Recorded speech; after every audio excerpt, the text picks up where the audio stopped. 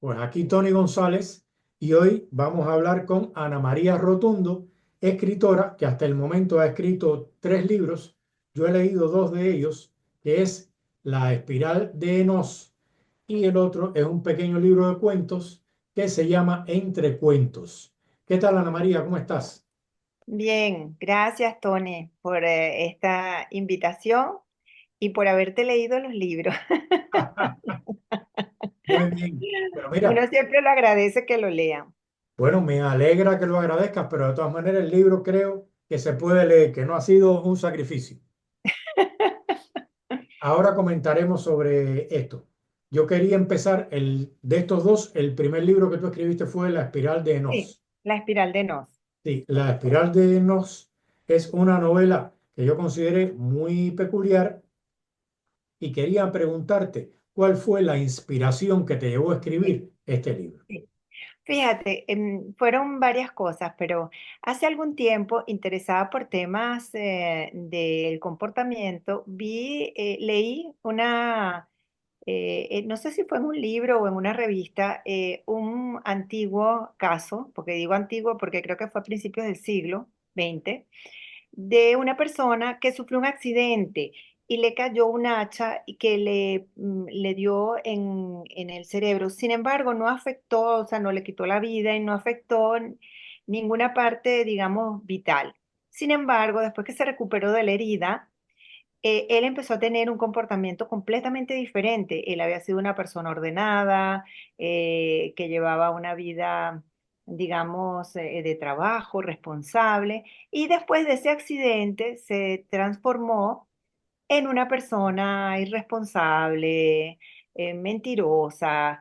Entonces, bueno, llamaba la atención entre los científicos este caso, porque aparentemente sí, la herida o el golpe, pues le había producido, decían ellos, algún tipo de trauma en la zona prefrontal, que es la del racionamiento, la de la racionalidad, la de medir las cosas, ver la responsabilidad, etcétera. Yo pensé en esa oportunidad, ¿habrá habido algún caso que fuera al revés? Es decir, que fuera una persona que después de haber cometido pues muchas fechorías o de haber sido de un comportamiento particularmente, digamos, malo, que a raíz de algún evento, pues cambiara. No habían evidencias así como esta de productos de un accidente, pero sí habían personas que habían sufrido estos eventos cercanos a la muerte y este tipo de cosas que efectivamente cambiaban su visión del mundo, su forma de actuar con los demás, empatizaban más, en fin. Y se me ocurrió escribir esta historia donde el protagonista fuera antagonista y lo consulté incluso con algunos especialistas y me decían, bueno, no ha habido ningún caso, pero tampoco hay, digamos, el que sea imposible, o sea, que no haya habido un caso producto de un accidente, que en este caso fue un accidente cerebrovascular, ¿no?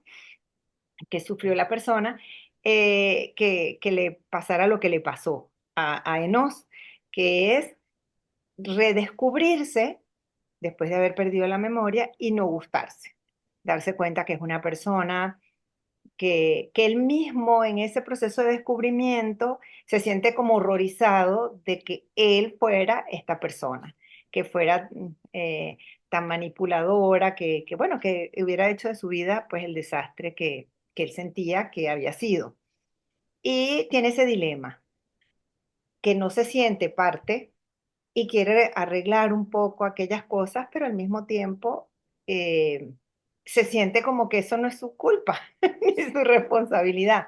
Entonces, esa es un poquito la trama. El protagonista es antagonista a la vez, está escrito en primera persona y para mí fue todo un reto porque no vengo del mundo de las letras, yo vengo del mundo de las gráficas, los números, los análisis, fue mi profesión, trabajé siempre en finanzas, pero me encantaba escribir. Incluso pequeña, cuando tenía como 9 años, había participado en un concurso de cuentos que me acuerdo que lo mandé manuscrito y yo hoy me pregunto, eso debe haber ido lleno de errores ortográficos, porque era una niñita. em, y bueno, siempre lo tuve allí y la única que me animaba siempre era mi mamá, porque a todo el mundo le parecía, bueno, que era como un hobby. Pero bueno, de esas cosas de la vida que en un momento te quedas, me quedé sin trabajo, estaba mi hija en la universidad, ya mi hijo estaba independiente y me sobraba tiempo y conseguí unos talleres que se llamaba La seducción de las letras. Me gustó mucho el nombre y empecé a asistir y me di cuenta de que seguía con esas ganas de escribir. Y fue esa mi primera novela, que fue un impulso, digamos, con mucha fuerza. eh, Creé la página web, subí el libro a megustaescribir.org, contacté después a Caligrama, no sabía si aquello tenía algún recorrido, si uno siempre tiene el síndrome del impostor cuando está haciendo algo por primera vez, en el que no se siente que tiene la experiencia. Pero bueno, ellos después de hacerme un informe muy, muy bueno, muy completo, en el que me ayudaron muchísimo, sobre todo el manejo de los diálogos de una persona que, como sabes, no se puede comunicar, era todo un reto, Mm. y lo logré superar porque se me ocurrió el tema de todas estas cosas digitales, y bueno, me dijeron que sí, que me lo podían editar, que sí, y inclusive ellos tienen algo muy interesante que es que escritores te hacen reseñas. El trabajo de ellos es leer tu libro y hacerte una reseña. Y entonces fueron 4 personas, de las cuales 3 hicieron reseñas bien interesantes porque decían que se habían quedado enganchados desde el principio hasta el final, que habían logrado sentirse interesados en la trama. O sea, que le veían, les gustaba el libro. Pero bueno, no conforme con eso, que no pude hacer nada. Ese libro sale a finales del 2019. Yo vivía en ese momento en Panamá y había dado la dirección de un pariente que vive en Madrid, así que los libros llegaron a Madrid. Y yo fui a Madrid en el 2020, que mi hija iba a quedarse en una residencia estudiantil porque entraba a la universidad y pasé por casa de mi primo y retiré los primeros ejemplares, de los que le habían enviado, y no pasó mucho tiempo, vino la pandemia, así es que no se pudo hacer nada, no fue a ninguna feria, que sí que me invitó la gente de Caligrama, me invitaron, no pude asistir. Y después entré en un, en un proceso de búsqueda o sea, ¿cuáles son los mecanismos? Yo me acuerdo que yo iba a las librerías con los libros y les decía, se los dejo. No, no, no. O sea, me veían así como quien ve a un marciano. Esto no es así. Bueno, después tomé el curso de Ruger, donde sí entendí el proceso, o sea, que es una cadena de producción, digamos, el editor, el distribuidor, el librero. Aprendí mucho sobre la industria de la que no sabía nada. Entre todas, mientras esto pasaba, yo estaba escribiendo una segunda novela que se llama Figmentos, y los cuentos habían sido parte, mientras salía la primera novela, yo había escrito varios cuentos y me los habían publicado en el periódico.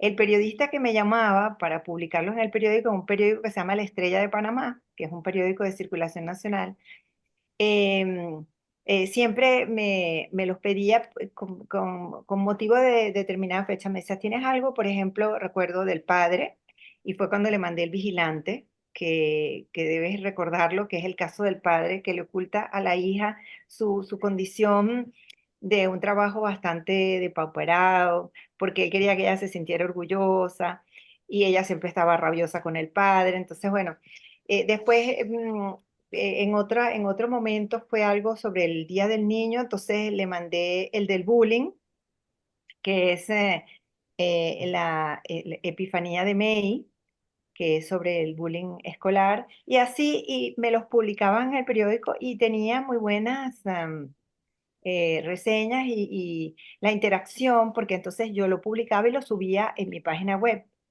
Esa página tuvo más de 30.000 visitas, o sea, eh, no todas con interacción, pero sí que llevaba una numeración de cuánta gente entraba. Eh, pero no lo tenía en un libro. Y un día se me ocurrió escribirle a una editorial. Le dije, tengo varios relatos cortos, como le dicen aquí en España. Nosotros no los conocemos como relatos cortos. Tú sabes que allá les decimos cuentos. O sea que, bueno, tenía 18, unos que son casi microrelatos porque son bastante cortos, unos con los que había concursado en...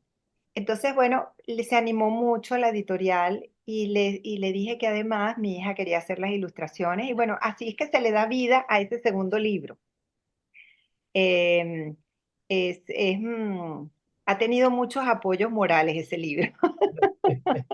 Venga, déjame preguntarte, tú te habrás dado Sí, cuenta que a mí me gusta mucho y yo dejo, pero además ayer vi un programa de televisión, es de un periodista, un presentador español de televisión que hacía oye, el loco de la colina, creo que se llamaba. Yo no vivía aquí ni tú tampoco cuando aquello. Y entonces decían, el hombre dejaba hablar al interlocutor. A veces el interlocutor se quedaba callado, terminaba y él se quedaba mirándolo así en silencio en televisión. Y yo digo, pero si yo más o menos hago lo mismo, yo dejo que hable.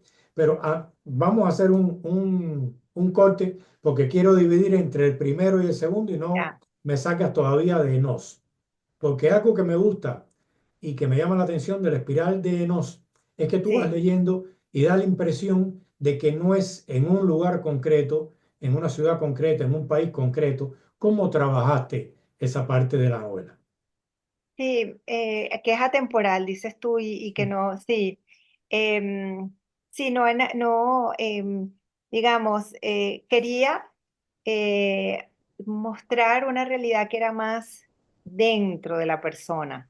Claro, tienes que o sea, tienes que colocarlo en un sitio para que el que va leyendo también se ubique en qué pueda estar pasando, porque al principio él no sabe ni dónde está. Pero sí es verdad que no se hace referencia a ningún lugar en particular. Se sabe que él estuvo en una clínica o en un hospital, em, pero digamos, el foco era muy al interior de Nos y a la consecuencia de todas las cosas que había hecho. O sea, con cada cosa que él se encuentra en ese camino, en esa búsqueda, después que él se da cuenta que son flashbacks y no como pensaba, que eran como amigos invisibles que él se le ocurría. Y entonces en esa búsqueda él se está encontrando siempre con el resultado de las actuaciones que él tuvo en el pasado. O sea, entonces no era tan importante digamos, la circunstancia del lugar, sino más encontrarse con los problemas que le estallaban en la cara y que él, pues bueno, él era Enos, eh, era de una manera diferente a Al, ¿no? Que es como su contraparte.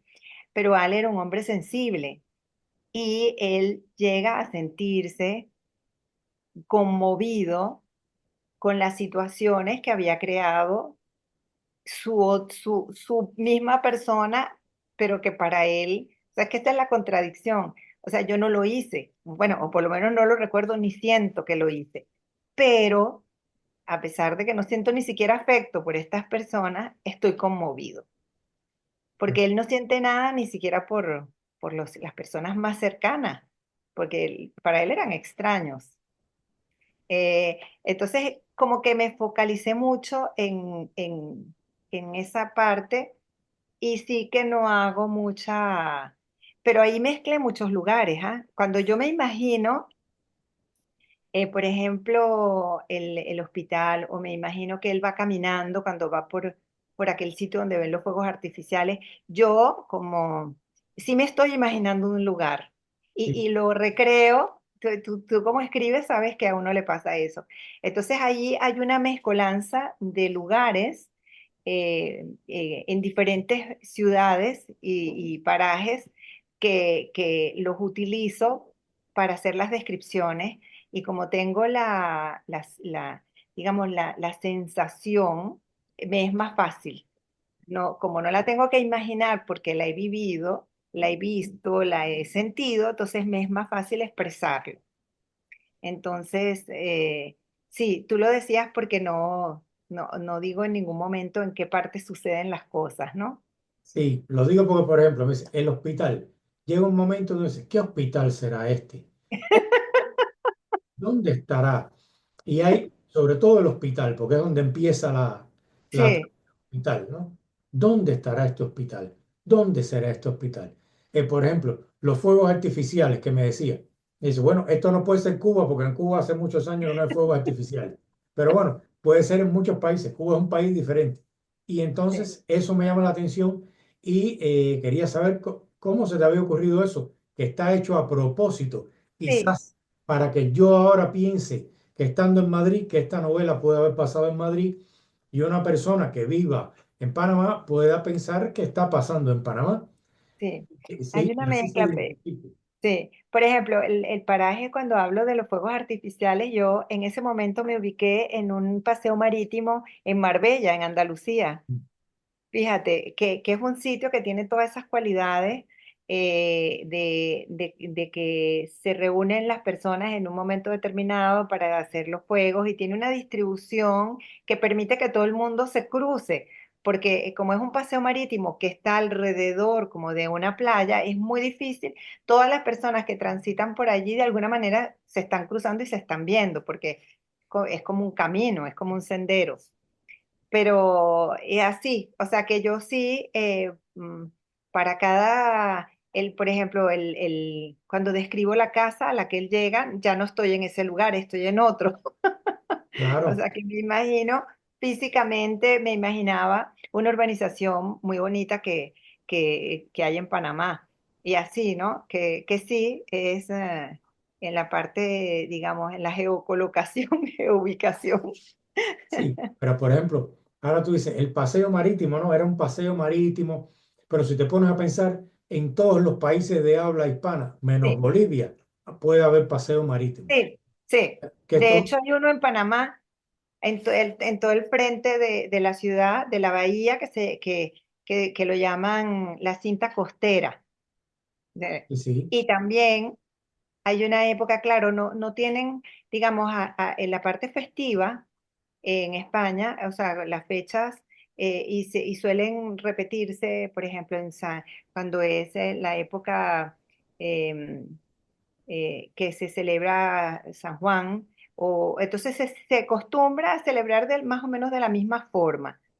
En Panamá, por ejemplo, están las fechas patrias, que sí que hay siempre más o menos en los mismos eventos, pero no esto con fuegos así, o como hacen los americanos el Día de la Independencia, que es famoso, que echan fuegos.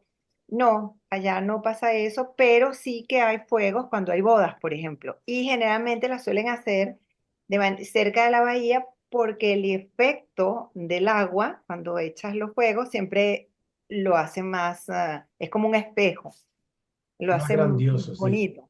Sí, Sí, y quería preguntarte, Ana, cuando escribiste este libro, ¿tú estabas o pensaste en algún momento en quién podría ser el lector potencial?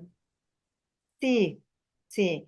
Pensé, bueno, he tenido diferentes opiniones. Yo siempre pensé en una persona adulta. Pienso que no, que los jóvenes se interesan más a lo mejor en fantasía.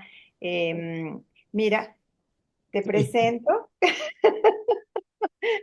Esta se llama Luna, pero ella es muy consentida. Déjame ponerla aquí para que nos deje trabajar. Mira, sí, pensé que esto iba a ser más para el adulto contemporáneo, porque también como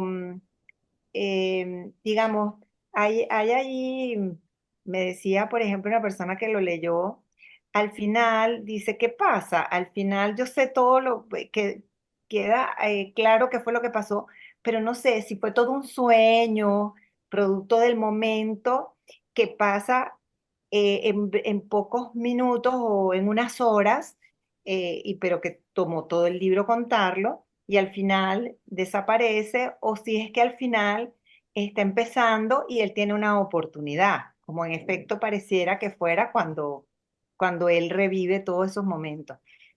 Es decir, que el final puede interpretarse de dos maneras, pero lo que sí está claro es que hay un componente moral importante. Sí, Y creo que eso, pues, a los adultos, ya después de una cierta edad,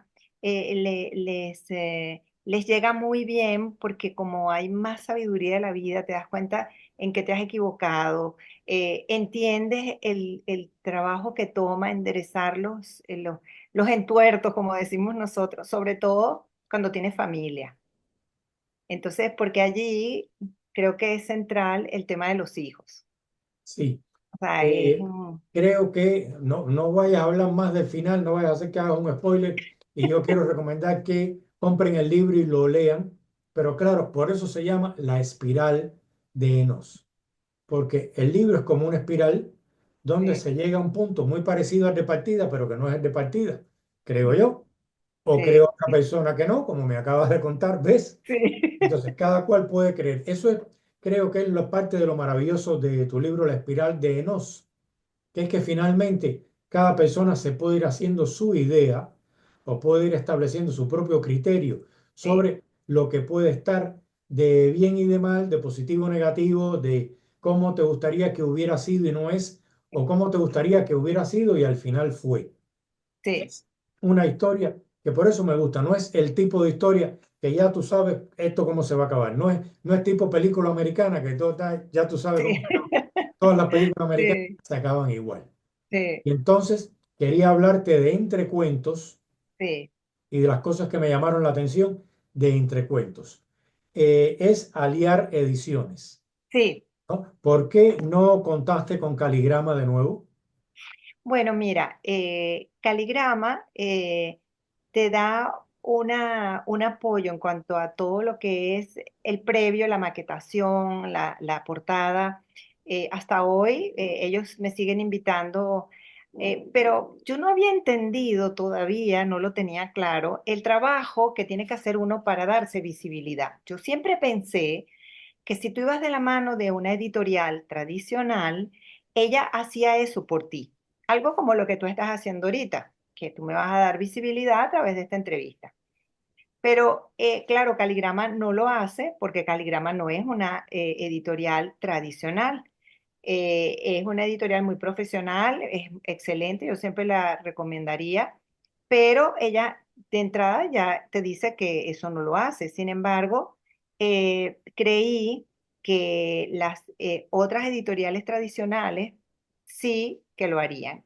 ¿Cuál es la diferencia? Que el Caligrama te ofrece, te da un presupuesto, te dice si es editable o no, te hace un informe editorial y hasta allí. Tú pagas y te dicen cuántos libros quieres editar, quieres publicar. Con las editoriales tradicionales, ellas te hacen una oferta. Tú mandas el manuscrito, ellas lo ven y te llaman y te hacen una oferta y tú firmas un contrato, compartes los royalties, que yo no los comparto con Caligrama. No tienen derecho de autor, los otros sí tienen. Pero descubrí, después que entré con dos editoriales tradicionales, que ellas tampoco hacen ese trabajo. En realidad, ninguna lo hace. Eso le toca hacerlo al autor. Entonces, bueno, yo, como había tomado el curso con Ruyer, que es del Grupo Planeta, y él hacía mucho énfasis en la parte de las editoriales tradicionales, cuando recibí la oferta de Aliar, que insistió muchísimo, ellos querían por sobre todas las cosas que hiciera el contrato con ellos, bueno, al final acepté. Ellos se han portado bien, ellos me han invitado a todas las ferias que hacen en España. Me apoyaron muchísimo cuando fui a la feria de Granada. Es una editorial pequeña, ellos son de Granada, no es una editorial así grande. Estaba el dueño, uno de los dueños allí. O sea que creo que lo que pasa es que no tienen la infraestructura para para darle un espaldarazo hasta ese punto de hacerle más publicidad y más visibilidad a todos los autores que tienen varios. Pues. Eso es, pero todo esto lo descubre uno en el camino. Caminante no hay camino, se hace camino al andar. Em, Bueno, y por esa es la razón por la que lo hice con Aliar. Y la segunda novela la hice con Sara Alejandría, que la que falta que no has leído, que también es otra editorial tradicional, digamos. Em, pero bueno, esa es la razón por la que tomé Aliar. Y te digo, ellos insistieron bastante, me llamaron muchísimo. La chica se llamaba Patricia, recuerdo, y me insistió mucho. Ellos estaban bastante interesados en el libro, en publicarlo. Sí, Un detalle que tiene el libro que me sí, llamó mucho la atención es que no solamente los cuentos, como dicen los cuentos, no, los sí, relatos son cortos, cortos de sí, verdad, y algo que me llama la atención es que casi no había diálogos. Entonces, sí. cuéntame, ¿cómo tú decidiste hacer esta colección de cuentos? Y la otra Sí, pregunta, la otra parte de la pregunta es si tú has continuado haciendo relatos cortos. sí. Fíjate, bueno, cuando yo hice los talleres, los ejercicios más que me significaron más reto para mí fueron precisamente los cuentos. Empezamos con unos cuentos que eran para niños, eh, pero eso fue avanzando y me di cuenta de lo difícil que es porque el cuento es como la flecha, ¿no? O sea, que es muy directo, no puede haber inercias, no puedes dar muchas explicaciones aparte de las que tienen que inferirse entre líneas en un relato bastante corto. Yo tenía varias ideas, hay algunos que tienen un poco más de diálogos que otros, pero ciertamente el diálogo ayuda mucho porque te ayuda a avanzar. El diálogo te permite eh, dar pasos hacia adelante en la trama, que en un cuento son muy útiles, porque el cuento es, como tiene que ser tan breve y tiene tan pocas inercias, no te permite dar muchas explicaciones. Eso me hacía muy difícil, porque yo quería decir muchas cosas para clarificar. Por ejemplo, te voy a poner el ejemplo de uno de los que fue un reto más grande para mí.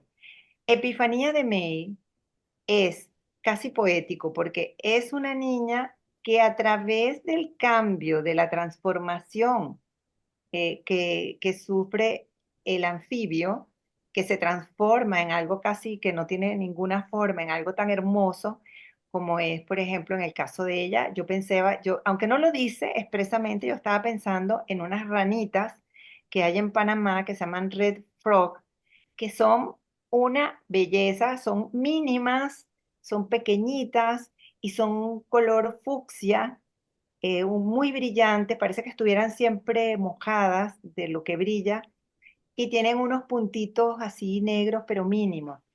Es una belleza. Entonces, claro, yo tenía en mente esa ranita y era como un niño que ha sufrido bullying, que tiene la autoestima por el suelo, que se siente que tiene miedo, ¿cómo puede él, con sus propios recursos, superar aquello? Entonces, claro, es muy difícil. Entonces, tiene que haber algún estímulo, algo que como que le encienda. Entonces, en el caso de Mei, que es un nombre japonés y significa belleza, ella ella cree pues, su mente infantil, cree, como está viendo tantos cambios, que esos cambios se obedecen a las historias que ella le echa, que ella le cuenta lo que ella hubiera querido que estuviera pasando, no lo que estaba pasando. Entonces, cuando ella ve que se producen esos cambios, ella cree que es por lo que ella está diciendo, y entonces es cuando ella entonces empieza a tratar de que en la realidad se sucedan los cambios que ella estaba inventando en sus cuentos. Entonces, mira, eso ponerlo en un cuento me resultaba muy difícil. Entonces, por ejemplo, mi padre, que es un gran lector, ya él tiene 93 años y tiene una biblioteca así como la tuya y tiene hasta fichas porque, y le ha leído varias veces los clásicos, es un lector, te digo, un gran ejemplo. Él lo leyó varias veces, ese cuento. Y él decía, papá, no me digas que no te queda claro. No, sí, decía, sí.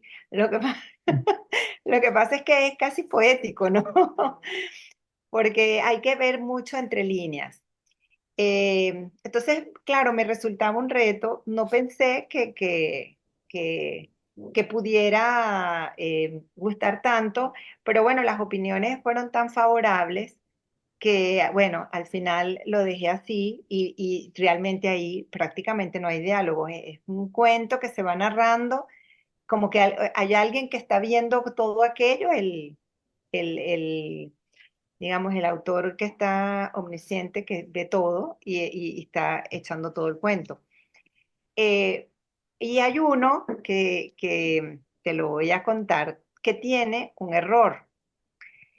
Cuando la pandemia, como las noticias eran contradictorias a veces, eran bastante estresantes, unas cosas decían unos especialistas, otros decían otras, que si la vacuna, surgieron una cantidad de ideas maliciosas y tal.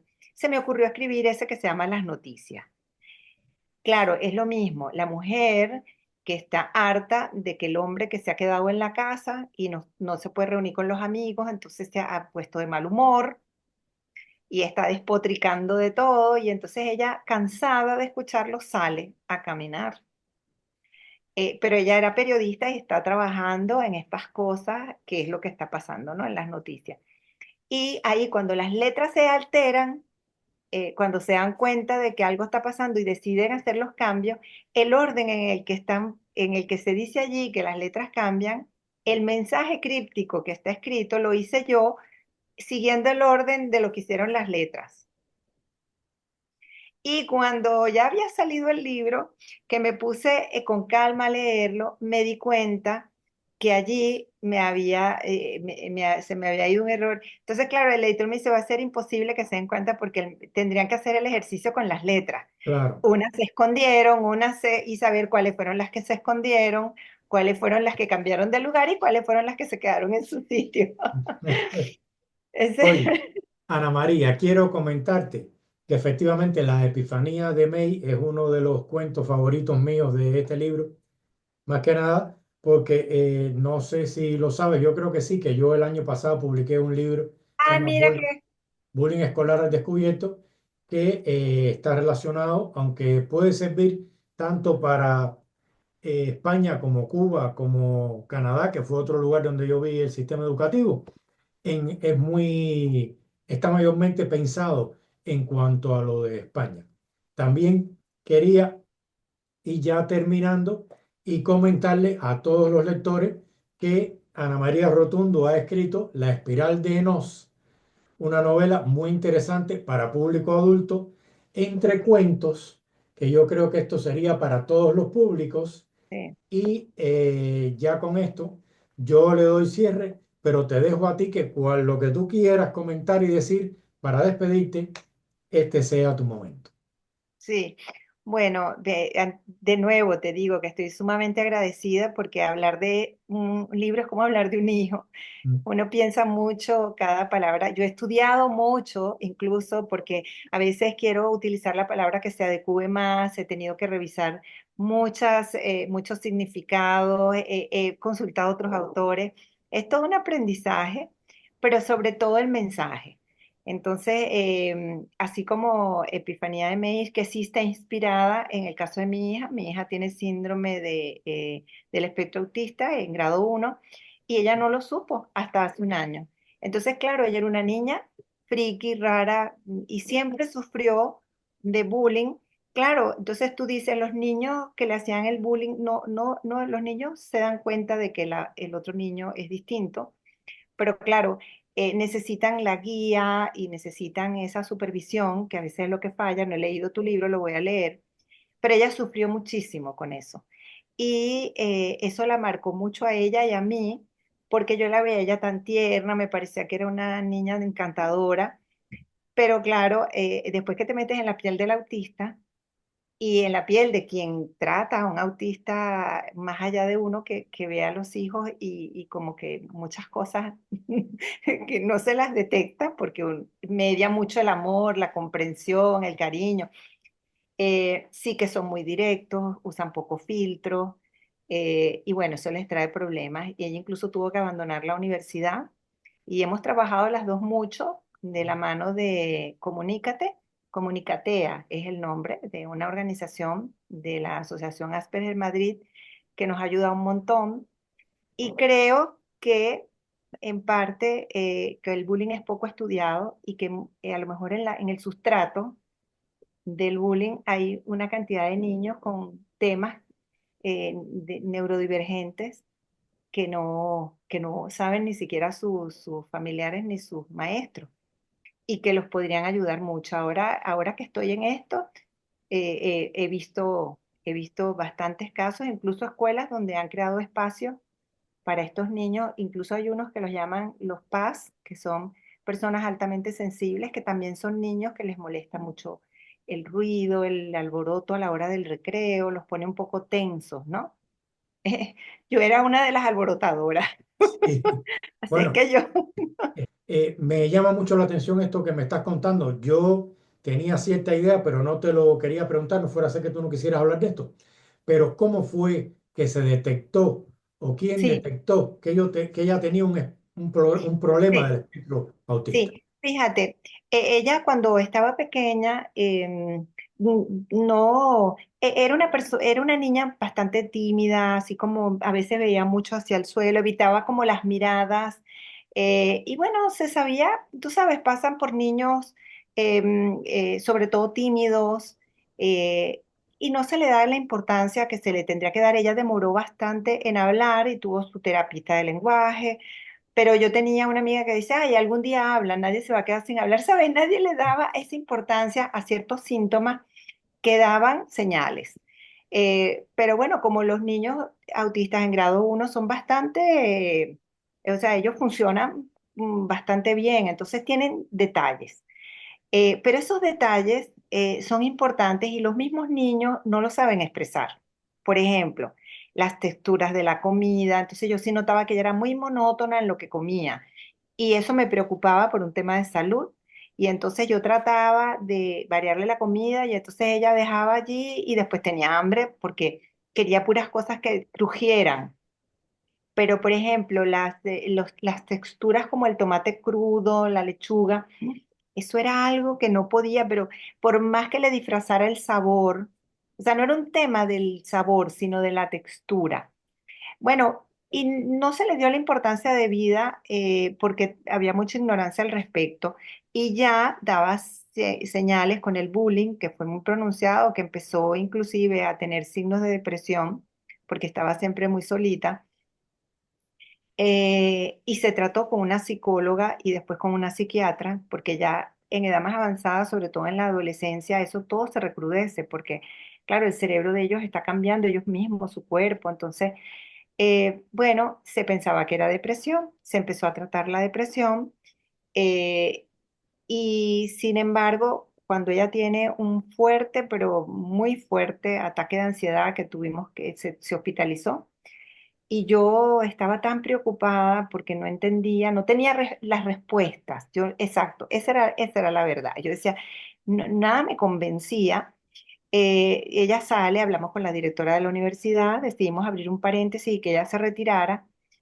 Y ella misma viendo un programa de TikTok, imagínate, Tony, esto es increíble. Me dice, mamá, acabo de ver a una persona en TikTok que tiene 30 y tantos años que es autista y todos los síntomas que ella dice se me parecen a los míos. Entonces, bueno, la verdad no lo habíamos explorado.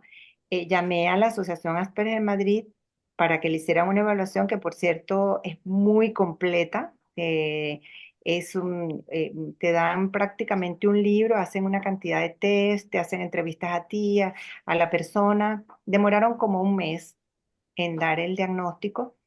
Y efectivamente, ella me explica, la especialista, que el agotamiento que le produce a una persona autista ya adulta, el masking, es decir, ellos se dan cuenta que son distintos.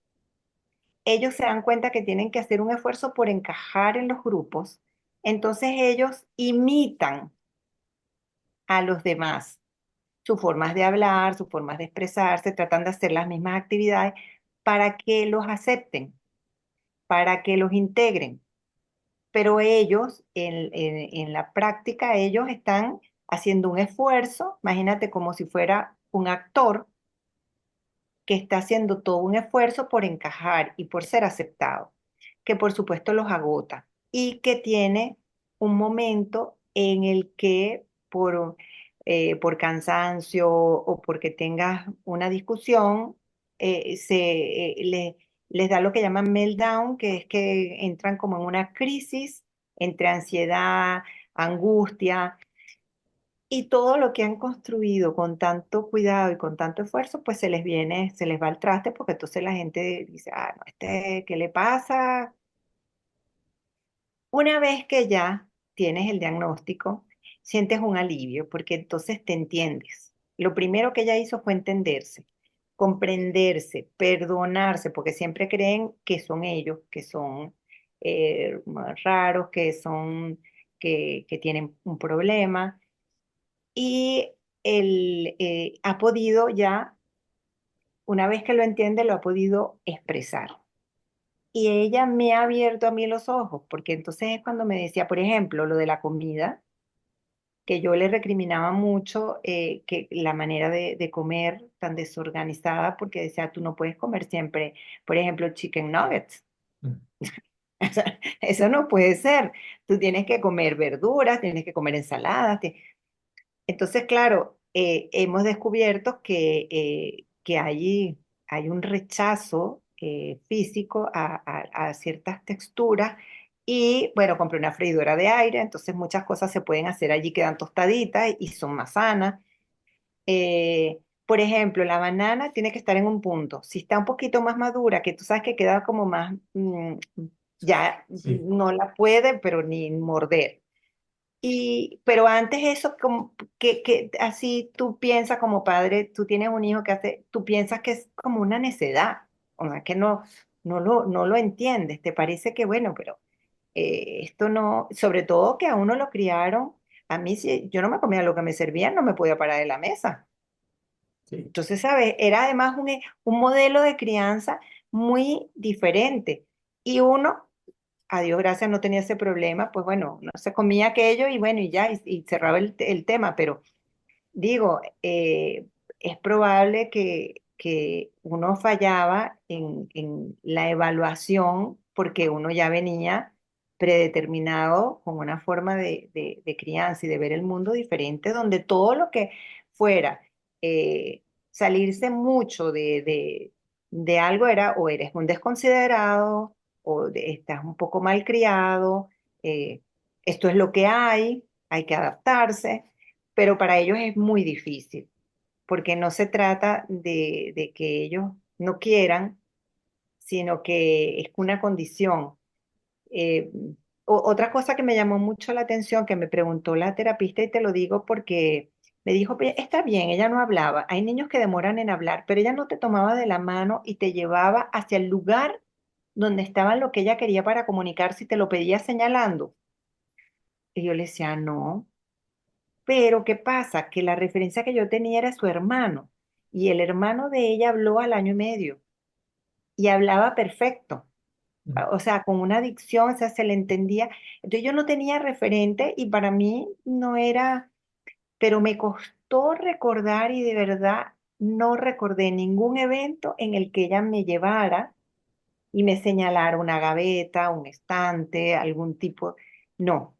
Entonces eso es una característica muy llamativa y muy propia de los autistas, que es no me puedo comunicar verbalmente, pero tampoco me interesa comunicarme de otra forma, claro, sobre todo en el efectivamente. niño, porque ya el adulto te digo que sí, sí hacen esfuerzos, es verdad que yo notaba eso, yo le decía, ¿tú te acuerdas de aquella película de Woody Allen que se llama Selig? Remotamente, sí. Bueno, que es una persona que está con un rabino y empieza a transformarse en rabino.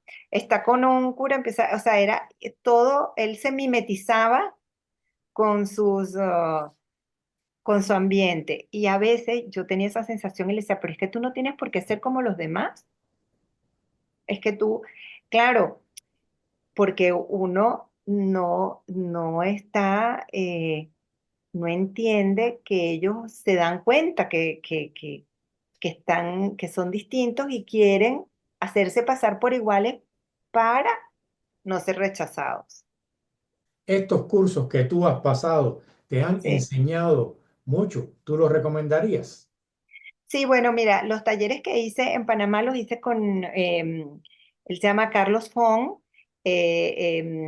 fue una persona, es muy sencillo, él además es cuentacuentos, o sea que él le encantan los niños, y a través de él, él logró que uno se sintiera más enamorado de las letras de lo que uno creía que podía estar. Después, con Rugger, no es un curso propiamente como los talleres que hice en Panamá, sino que te enseña a entender el mundo editorial, eh, pero quizás eso podrías obviarlo si ya de alguna manera has tenido un poquito de experiencia en, digamos, en la dinámica, en el proceso. Y con Teo Palacios tomé un curso, pero me di cuenta que yo no puedo, porque el que yo hice en Panamá lo hice presencial y yo no puedo hacer un curso con muchas personas online porque si tú tienes un ejercicio, vamos a decir, te digo, Tony, vamos a hacer un ejercicio que sea un relato corto sobre terror. Tú tienes una inspiración y escribes algo. Y si no te doy la atención en el momento y te pregunto y tú me haces y te hago los cuestionamientos que te tengo que hacer, sino que te escribo. Te digo, Tony, tu cuento te escribo. Te hago una pequeña reseña. Y tú la recibes y esa misma reseña te genera preguntas. Pero tú no vas a tener la oportunidad de hablar conmigo, sino que tú vas a tener que esperar a través de una plataforma, Discord, donde hay muchos intervinientes, que te toque tu turno para preguntar sobre aquellas observaciones que te hicieron. Entonces, mira, es lento, es impersonal, entonces no se logra el objetivo, por ejemplo, el que yo buscaba, el que yo esperaba, que era algo un poquito más personalizado, o por lo menos más directo. ¿Por qué? Porque creo que en este tema el aprendizaje es diferente que en las cosas técnicas. Porque yo puedo ver un video de YouTube de cómo armar una mesa o cómo hacer a lo mejor algunas fórmulas matemáticas y las copio y las puedo después hacer yo sola, viéndolo sin tener necesidad de preguntar. O sea, pasó uno, pasó. Pero en esto, donde está involucrado, eh, que es un arte escribir, no sirve paso uno, paso dos, paso tres. Entonces, ¿sabes? Necesitas más, necesitas algo más cercano. Eh, y bueno, al final creo que a lo mejor hay otros en el mercado, otros talleres que funcionan. Al que le gusta escribir, ahora decidí que me doy un tiempo y estoy leyendo mucho, volviendo a leer incluso libros que ya había leído como Crimen y Castigo, porque digo, bueno, si lo otro no es muy personalizado, leer, no puedo hablar con Dostoyevsky, pero bueno, vuelvo a leer su obra varias veces. Sé que- Claro. Bueno, pues sé nada, que- Ana María, ahora sí llegamos al final. Si tú Sí, quieres decir algo para despedirte, a los que te estén viendo y aprovecha para promocionarte el libro, que sí, como que tú sí. dices que te hace falta. Venga. Sí, sí, bueno, sí, lo que básicamente les recomiendo que lean los libros, que soy una persona que está incluso abierta a la crítica, me encanta cuando me hacen reseñas, me encanta cuando me dan opiniones. Eh, el mejor, más que lo económico, el mejor regalo que tiene un autor es que lo lean porque es un trabajo que uno hace con amor. O sea, es que eso es lo más importante. Uno disfruta, yo lloro, me río cuando estoy escribiendo. Cuando escribí la carta que dice Horas Aciagas, yo lloraba cuando la escribí, porque sentía lo que escribía. Entonces, quiere decir que si tú logras que el que lea lo sienta, pues bueno, imagínate, o sea, lograste el objetivo, aunque no vendas tantísimo. Pero si te leyeran, por eso es que invito, sí, a las personas a que entren en Amazon, en las plataformas de las diferentes editoriales y busquen los libros y los lean. Además, no son costosos. Yo creo que la inversión más económica y digamos, y que te deja más es un libro, porque un libro, Efectivamente. sí, un libro te alimenta el alma, te enseña. Por ejemplo, tus ensayos, pues tú escribes, yo leí tu ensayo, te deja un conocimiento de la vida, una trayectoria pues, que tú paseas y vives con las personas que la hacen. Imagínate, eso es maravilloso. Sí, es que es así. Sí, sí. Bueno, y muchísimas gracias por esta oportunidad, Tony, de verdad. Bueno, ¿sabes cómo te digo yo? Mira, muchas de nada. Muchas gracias a ti también por tu tiempo.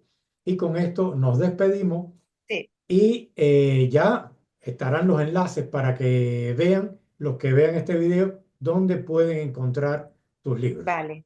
Chao. Gracias. Chao.